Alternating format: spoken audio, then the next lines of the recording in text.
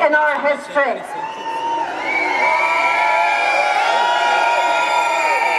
The 8 people meeting in Fermanagh are leaders of some of the richest and most powerful countries on the planet. They do not have our consent to form a gang of 8 or 9 or 20 in order to force their damaging policies on the rest of us.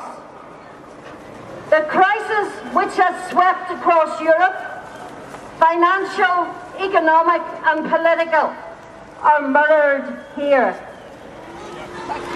For our members and their families, there is no financial bailout, only worry about an uncertain future. On this island, unemployment has risen to unprecedented levels. In the Republic, prosperity for working people is over. For many of them, it never started.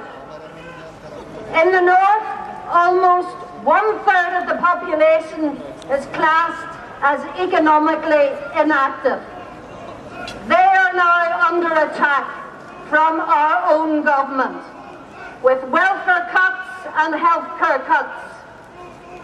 If we do not succeed in stopping this, then they will be left to subsist at the margins of our society.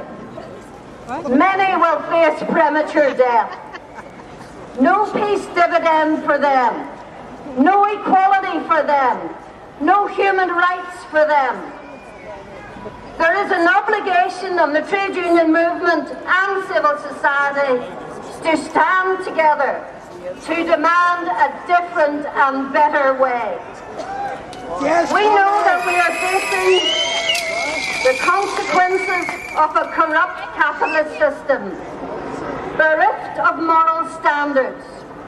It is a system which puts profit before people and always will. It is a system for the few and not for the many. In our small part of the world, both our governments have signed up to this empty, discredited neoliberal model. It is not the people who are influencing the agenda, but vested interest in the form of the lenders, the speculators and the investors. They ensure that any policies which put people before profit are blocked. They are the champions of privatisation.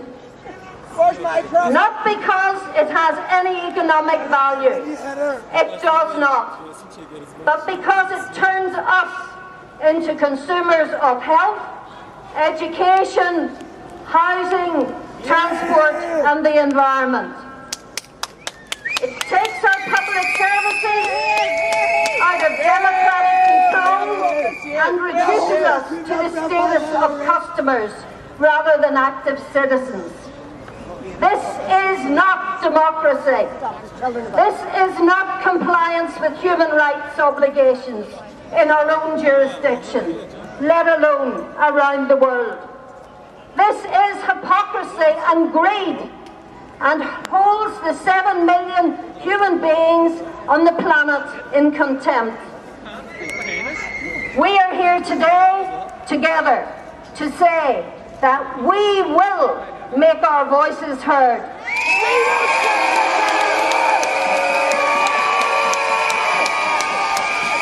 We have credible alternative proposals which can create a fair and just world.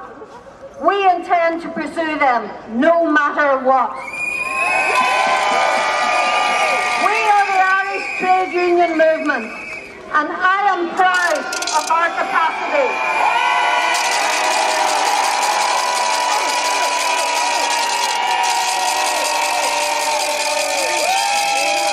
To rise above self-interest and pay attention to the needs of others. We know that there is a great crisis sweeping the globe. Beyond austerity in the West, there is a global food crisis. As we meet here today, Over 1 billion people on the planet are living in extreme poverty and are facing starvation, malnutrition and early death. Much of the responsibility for this crisis lies at the door of the West and those meeting in Fermanagh. We have long worked in solidarity with our brothers and sisters facing oppression, poverty and starvation. We are today confronting real power with the demand for justice. We dismiss any attempt to say that there is not enough to go around. There is more than enough to eradicate poverty on this planet. This wealth is held by a few who seek to increase it. I have seen the consequences of unrestricted capitalism, greed, recently in Colombia.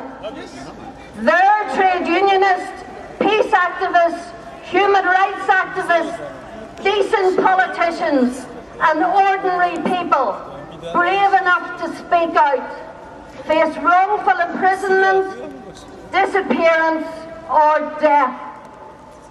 The political leaders meeting in Fermanagh say that is okay. To enter into the free trade agreement with this horror.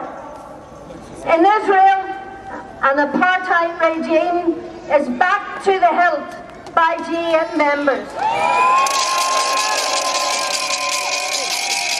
The occupation and systematic destruction of Palestine land and lives proceeds every day without protest or sanction.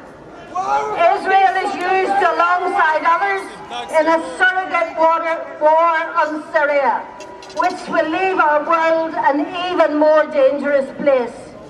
Across this planet, women and children face rape, abuse, exploitation and death, with the profiteers of warmongers grab more profits, more land and more power.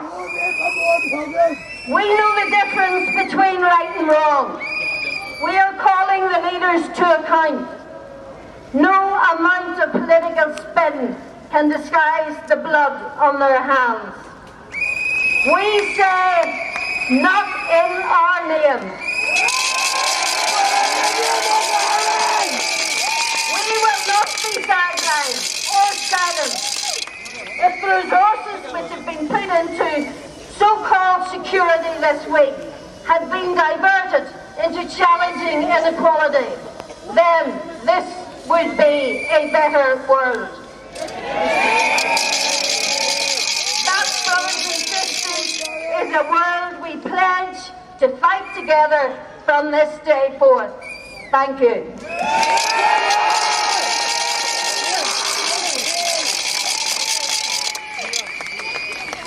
Thanks very much, Pamela. Just see the Ulster